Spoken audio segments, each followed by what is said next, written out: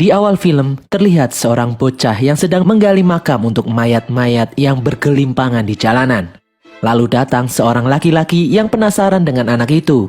Dia penasaran kenapa anak ini rela menggali makam untuk para penjahat. Anak itu tetap mengubur mereka, tak peduli mereka penjahat atau bukan. Lalu pria ini menemukan sesuatu yang berbeda dari anak ini.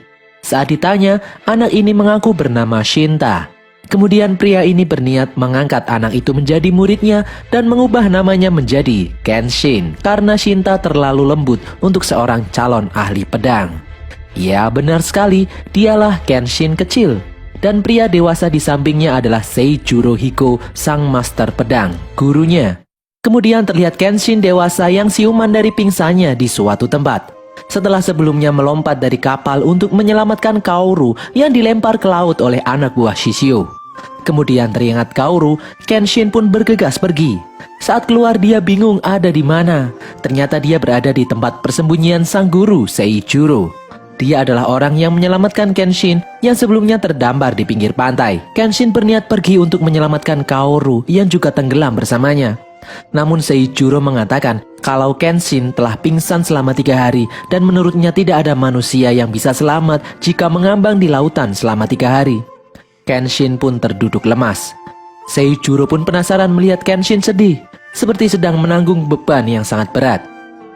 Kenshin kemudian meminta kepada gurunya untuk mengajarinya jurus pamungkas ilmu pedang Hiten Mitsurugi sambil meneteskan air mata. Karena ada seseorang yang harus dihentikan, dan saat ini Kenshin tidak berdaya menghadapi orang itu. Kenshin pun berlutut di hadapan Seijuro. Seijuro lalu bersedia, namun sebelumnya dia ingin menguji kemampuan Kenshin selama ini sudah sampai di mana. Kemudian berpindah di pantai Tokyo. Para nelayan ketakutan melihat sebuah kapal raksasa dengan persenjataan yang sangat mengerikan. Mereka berlari memperingatkan warga lainnya. Benar saja, terdengar tembakan meriam dan menghancurkan pemukiman di pesisir pantai Tokyo. Itu adalah kapal milik Shishio dan pasukannya. Dia benar-benar berniat menghancurkan Tokyo dan kemudian menguasai Jepang. Lalu berpindah lagi di penginapan milik para ninja di Kyoto. Terlihat Sanosuke dan Yahiko khawatir memikirkan nasib Kaoru dan Kenshin. Sementara itu Misao merawat sang kakek, Okina, yang sekarat karena terluka parah akibat sebelumnya bertarung dengan Aoshi. Ternyata Okina masih bisa diselamatkan. Misao terlihat sangat marah dengan kelakuan Aoshi. Kembali ke tempat Kenshin. Di sana dia terlihat tak mampu mengimbangi ilmu pedang sang guru. Walaupun sang guru hanya memakai ranting pohon, Kenshin tetap kewalahan. Di pantai, Shishio mengundang Perdana Menteri Jepang yang bernama Ito Hirobumi. Shishio mengancam Ito akan membongkar kekejaman pemerintah yang dulu menugaskan pembunuh bayaran untuk membantai shogun dan kroni-kroninya di era Bakumatsu. Dan itu akan menghancurkan citra pemerintah di mata masyarakat. Shishio kemudian menyuruh Ito untuk menangkap dan menghukum mati Batosai si pembantai dan menyebarkan berita bahwa Batosai lah yang membuat kekacauan selama ini. Shishio mengancam Ito akan menghancurkan Tokyo dan membuat Jepang diliputi kengerian apabila Ito tidak melaksanakan permintaannya itu. Ito yang ketakutan terpaksa menuruti kemauan Shishio. Lalu disebarlah pengumuman di tempat-tempat keramaian. Saito yang melihat lembar pengumuman itu terlihat marah karena dia tahu Batosai tak bersalah. Namun atasannya tak mampu berbuat apa-apa menghadapi ancaman dari Shishio. Pengumuman itu pun sudah sampai di tangan Sanosuke yang berada di Kyoto. Dia dan yang lainnya terlihat marah. Namun kemudian Yahiko menyadari kalau Kenshin menjadi buronan, artinya Kenshin belum mati. Kemudian Sanosuke bersemangat untuk mencari Kenshin. Lalu datanglah seorang wanita ke tempat penginapan memberitahu telah menyelamatkan seseorang yang tenggelam. Sanosuke dan Yahiko pun menemui wanita yang dimaksud di rumah sakit itu. Itu adalah Kaoru. Kaoru pingsan dan dirawat di rumah sakit. Kembali ke tempat Kenshin dan gurunya, terlihat Kenshin tak berdaya menghadapi sang guru. Seijuro menanyakan niatan Kenshin untuk melindungi orang lain, sedangkan dirinya sendiri lemah dan rapuh. Kenshin kemudian bangkit dan mulai menyerang lagi. Namun tetap sama, dia terjatuh lagi. Sang guru teringat saat Kenshin masih kecil berlatih dengannya. Kenshin yang tak kenal lelah tetap bangkit walaupun dipukul berkali-kali. Di tempat Misao, kakek Okina akhirnya siuman. Setelah mengetahui pengumuman Kenshin sebagai buronan pemerintah, kakek Okina tahu di mana Kenshin saat ini. Malam harinya, Seiichiro bertanya tentang bekas luka di wajah Kenshin. Seiichiro menyinggung tentang julukan Batosai yang terdengar tidak seperti Kenshin yang dia kenal dulu. Kenshin kemudian bercerita tentang masa lalunya saat bertugas menjadi Batosai. Dulu yang dia pikirkan hanyalah membunuh dan membunuh. Namun sekarang dia sadar dan tidak ingin membunuh lagi. Seiichiro bertanya setangguh apa musuh Kenshin kali ini. Kenshin pun menjawab kalau dia sangat kewalahan, bahkan saat menghadapi anak buah Shishio, dia tidak mampu. Kenshin teringat saat dikalahkan oleh Sojiro Seta. Kenshin sangat ingin mengalahkan Shishio walau harus mengorbankan nyawanya. Mendengar hal itu, sang guru terlihat marah. Dia mengatakan kalau Kenshin sangatlah bodoh. Dia memberi waktu sampai besok siang kepada Kenshin agar merenung apa yang salah dengan dirinya dan yang membuatnya begitu lemah. Kalau nanti Kenshin belum juga sadar akan kebodohannya, Seiichiro mengatakan bukanlah Shishio yang akan membunuh Kenshin, melainkan Kenshin akan mati di sini. Kenshin kemudian keluar merenung apa yang salah dengan dirinya selama ini. Di dalam, Seiichiro terlihat mengeluarkan pedang miliknya untuk memberi pelajaran kepada muridnya yang sangat bodoh. Pagi harinya di dalam hutan bambu, Kenshin yang tidak tidur semalaman menemui sang guru. Saat ditanya sudahkah sadar apa yang salah dengan dirinya, Kenshin menjawab tidak tahu. Seiichiro kemudian melemparkan sebuah pedang yang tajam kepada Kenshin dan menyuruhnya mencari tahu jawabannya dengan cara melawan Seiichiro sampai menemukan jawabannya atau mati. Mereka pun bertarung. Kenshin terlihat gemetar dan ketakutan melihat Seiichiro yang serius mengayunkan pedang ke arahnya. Pedang Kenshin sampai terlempar. Kenshin kemudian bangkit.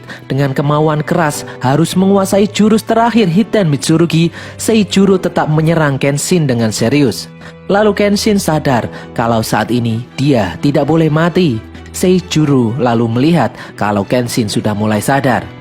Seiichiro mengatakan kalau Kenshin tenggelam dalam penyesalan sebagai seorang Batosai dan menganggap kalau hidupnya sendiri tidak berharga lagi. Untuk mengendalikan itu, butuh kemauan yang keras untuk tetap hidup. Itulah hal penting yang belum dipahami oleh Kenshin, bahwa nyawanya sendiri sama berharganya dengan nyawa orang lain. Untuk menguasai jurus terakhir Hiten Mitsurugi, butuh kemauan keras untuk tetap bertahan hidup. Berpindah di rumah sakit, Sanosuke menyadari kalau Kaoru sudah tak berada di tempat tidurnya. Sanosuke dan Yahiko pun panik mencari di mana Kaoru. Ternyata Kaoru berjalan ke tepi pantai. Kaoru bermimpi bertemu Kenshin di pantai. Sanosuke dan Yahiko pun berhasil menemui Kaoru. Mereka bertiga kemudian berencana kembali ke Tokyo mencari Kenshin. Di Tokyo, terlihat pihak kepolisian mempersiapkan beberapa meriam yang mengarah ke kapal milik Shishio. Kembali ke tempat Kenshin dan gurunya, terlihat Kenshin yang sudah menguasai jurus terakhir Hiten Mitsurugi bersiap untuk pergi melanjutkan misinya. Seiichiro memperingatkan Kenshin untuk berhati-hati. Lalu datanglah Misao. Dengan jaringan informasi para ninja, Misao berhasil menemukan Kenshin. Misao memberitahu tentang status Kenshin sebagai buronan pemerintah. Kenshin pun berpamitan kepada gurunya dan pergi. Di penginapan, Kenshin diberi peta jalur rahasia para ninja menuju Tokyo. Saat Kenshin berniat menemui Okina, ternyata Okina sudah pergi. Ternyata Okina tahu kalau Kenshin akan melewati jalur rahasia para ninja dan di sana ternyata sudah ada Aoshi yang menunggunya. Okina berniat menghentikan Aoshi agar tidak mengganggu perjalanan Kenshin. Namun Okina yang sudah tak berdaya langsung tumbang dalam satu pukulan saja. Dan akhirnya Aoshi berhasil bertemu dengan Kenshin dan langsung menghunuskan pedangnya. Aoshi sudah menunggu selama 10 tahun untuk bertarung dengan sang Batosai. Mereka berdua pun bertarung. Terjadi pertarungan sengit antara Aoshi dan Kenshin. Dengan dua pedang di tangannya, Aoshi terus menyerang Kenshin tanpa ampun. Misao terlihat mencoba membantu Kenshin namun tak berdaya. Lalu Kenshin mulai terlihat marah dan mereka pun kembali bertarung. Dan Kenshin pun mengeluarkan jurus andalannya. Aoshi yang sudah tak berdaya akhirnya tumbang. Meskipun bisa kembali bangkit, Kenshin menyabetkan pedangnya berkali-kali dan kali ini membuat Aoshi benar-benar tumbang dan tak mampu bangkit lagi. Lalu terlihat Okina yang sekarat. Namun saat Kenshin akan menemui Okina, Kenshin disuruh melanjutkan perjalanannya dan menyerahkan Okina kepada Misao dan para ninja. Karena masa depan Jepang lebih penting, Misao pun menyuruh Kenshin untuk melanjutkan perjalanannya. Kenshin pun kembali berjalan menuju Tokyo. Di penginapan, Aoshi yang terluka akibat pertarungan dengan Kenshin kini dirawat oleh Misao. Misao terlihat sudah bisa memaafkan Aoshi. Berpindah ke Tokyo, akhirnya Kenshin sudah sampai di dojo Kamiya Kasim. Di sana Kenshin menemui Megumi yang khawatir. Kenshin mengungkapkan niatannya untuk langsung menuju tempat Shishio dan menghentikannya. Megumi kemudian mengambilkan setelan baju merah yang biasa dipakai oleh Kenshin. Kenshin pun memakainya. Tak lama kemudian muncul para anggota kepolisian memasuki dojo Kamiya Kasim berniat menangkap Kenshin. Para polisi itu terlihat ketakutan, namun Kenshin akhirnya dengan sukarela menyerahkan dirinya karena dia tidak ingin ada kekerasan. Berita tertangkapnya Batosai pun beredar. Shishio yang mendengarnya terlihat sudah mulai bersiap-siap. Shishio diperingatkan oleh anak buahnya bahwa suhu tubuhnya semakin meningkat. Dan saat bertarung, Shishio hanya memiliki waktu 15 menit saja atau tubuhnya tidak akan kuat menahan panas. Kenshin yang ditangkap dibawa menuju ruangan Perdana Menteri itu. Di ruangan itu juga terdapat Saito yang telah menunggunya. Itu mengatakan kalau Shishio tidak mau bernegosiasi. Dia takut terjadi kerusakan besar dan tetap berniat mengorbankan Kenshin dan mengeksekusinya. Sanosuke dan Kaoru yang melihat pengumuman bahwa Kenshin akan segera dieksekusi terlihat marah. Mereka pun bergegas menemui Kenshin. Terlihat rombongan iring-iringan kepolisian membawa Kenshin yang terikat menuju pantai untuk dieksekusi.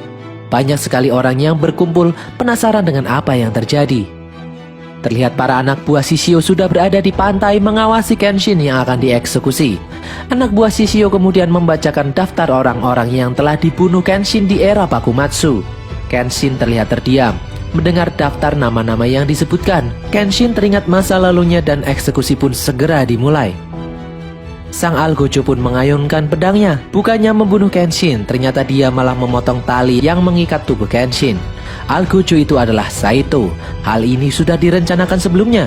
Kenshin akhirnya bisa mendekati Shishio. Kenshin dan Saito bertarung melawan pasukan Shishio dibantu oleh kepolisian yang ada. Sanosuke pun ikut bertarung membantu Kenshin. Kenshin dan Sanosuke kemudian berlari menuju sebuah perahu yang telah disiapkan untuk menuju kapal Shishio. Sementara itu di pantai, Saito mengalahkan pasukan Shishio, termasuk membunuh beberapa anggota Juppon Katana. Sesampainya di atas kapal, Kenshin dan Sanosuke langsung menghajar pasukan Shishio satu persatu.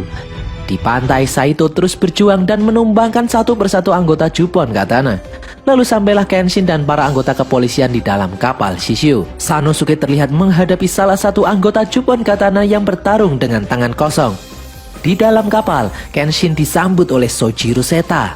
Kali ini Kenshin terlihat mampu mengimbangi kecepatan yang dimiliki oleh Sojiro. Terjadi pertarungan yang cukup seru. Di tempat lain, Sanosuke terlihat kewalahan menghadapi musuhnya. Terjadi pertarungan sengit antara Kenshin dan Sojiro. Kali ini Kenshin terlihat mampu melukai Sojiro. Sojiro merasa aneh kali ini. Dia tak mampu melawan Kenshin. Kenshin akhirnya mampu menjatuhkan Sojiro dan melumpuhkannya. Sekarang giliran pedang di tangan Sojiro yang patah. Sojiro kemudian berteriak marah tak menerima kekalahannya. Di tempat lain, Sanosuke dengan susah payah akhirnya bisa mengalahkan musuhnya. Kemudian para polisi yang tak sabar menembakkan meriamnya ke arah kapal Shishio, tidak mempedulikan dengan adanya Kenshin di dalam sana.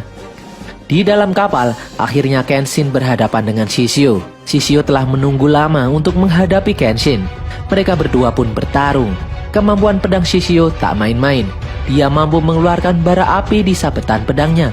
Shishio memiliki kecepatan lebih tinggi dari yang dimiliki oleh Kenshin. Kenshin terlihat kewalahan, tak mampu menghadapi Shishio. Shishio terus menyabetkan pedang apinya ke arah Kenshin.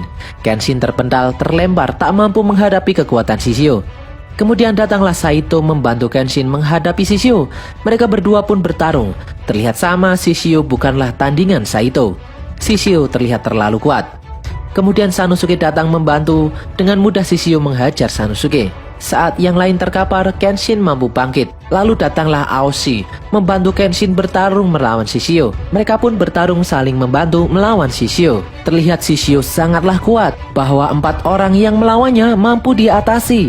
Anak buah Shishio melihat jam yang berarti waktu bertarung Shishio yang hanya 15 menit telah berlalu. Namun Shishio masih terlihat bersemangat menghajar 4 orang di hadapannya. Semakin lama Shishio merasakan panas dari dalam tubuhnya. Dia pun muntah darah. Tubuhnya sudah mulai tidak kuat. Lalu anak buah Shishio yang bernama Yumi datang dan menghentikan Kenshin. Lalu Shishio bangkit dari belakang dan menusuknya, lalu tembus ke tubuh Kenshin. Kenshin tak menyangka Shishio akan melakukan hal itu. Yumi pun tewas. Shishio kemudian menggotong Yumi. Di sisa-sisa tenaganya, Kenshin kembali berusaha melawan Shishio. Shishio terlihat mulai berkurang tenaganya karena batas waktu bertarungnya sudah berlalu. Dengan tetes darah penghabisan, Kenshin berusaha untuk terus bangkit dan melawan Shishio. Kenshin kemudian mengeluarkan jurus pamungkas dari aliran Hiten Mitsurugi yang bernama Amakakeru Ryu no Hirameki. Shishio pun akhirnya tumbang, namun dia masih mampu untuk bangkit lagi. Shishio kemudian kembali berjalan membopong Yumi. Terlihat asap keluar dari tubuh Shishio. Lalu para api keluar dari tubuhnya. Shishio pun teriak kesakitan. Dia terbakar oleh api yang keluar dari dalam tubuhnya sendiri. Shishio pun tewas dimakan api. Kenshin dan yang lainnya pun segera meninggalkan kapal yang terus-menerus dibombardir oleh kepolisian. Mereka menggunakan perahu untuk meninggalkan kapal milik Shishio. Di pantai, para pasukan Shishio kini bisa diamankan pihak kepolisian. Kaoru dan Yahiko akhirnya bisa menemui Kenshin yang masih hidup. Terlihat di belakang mereka kapal milik Shishio meledak dan hancur terbakar. Lalu datanglah Perdana Menteri Ito dan pasukannya menemui Kenshin. Ito mengatakan kalau Batosai sudah mati. Mati bersama berakhirnya era Bakumatsu. Yang tersisa sekarang hanyalah Kenshin Himura, seorang pengembara. Ito dan pasukannya kemudian memberi hormat kepada para samurai yang telah menyelamatkan negeri dengan mengalahkan Shishio Makoto. Kemudian Kaoru melanjutkan perjalanan membawa Kenshin untuk pulang. Kemudian beberapa hari pun berlalu. Kenshin sudah terlihat pulih. Di dalam dojo Kamiya terlihat Kaoru sedang melatih muridnya dan Sanosuke bersiap menyantap makan siang. Kaoru memperhatikan Kenshin dan menemuinya. Mereka terlihat tersenyum menyambut musim semi. Kenshin kemudian mengambil satu daun yang jatuh dan memberikannya kepada Kaoru. Kenshin mengatakan kalau itu daun yang indah dan meminta Kaoru menjadi pendamping hidupnya mengarungi era baru Meiji. So sweet banget. Dan berakhirlah film ini diiringi lagu dari One Ok Rock yang berjudul Heritage. So they say that time take you. Udah, jangan dilanjutkan. Nanti makin banyak yang ngefans kalau dengar aku nyanyi. Demikianlah alur film Rurouni Kenshin The Legend Ends dan mengakhiri seri Rurouni Kenshin karena film selanjutnya belum keluar. Rencana sih tahun ini bakal keluar film Rurouni Kenshin terbaru, tetapi diundur karena COVID-19. Semoga kalian terhibur. Jangan lupa follow akun media sosial kami, subscribe channel ini, dan nyalakan loncengnya agar tak ketinggalan setiap keseruan yang kami hadirkan. Tulis kritik dan saran kalian di kolom komentar. Sampai jumpa di konten kami berikutnya. Bye.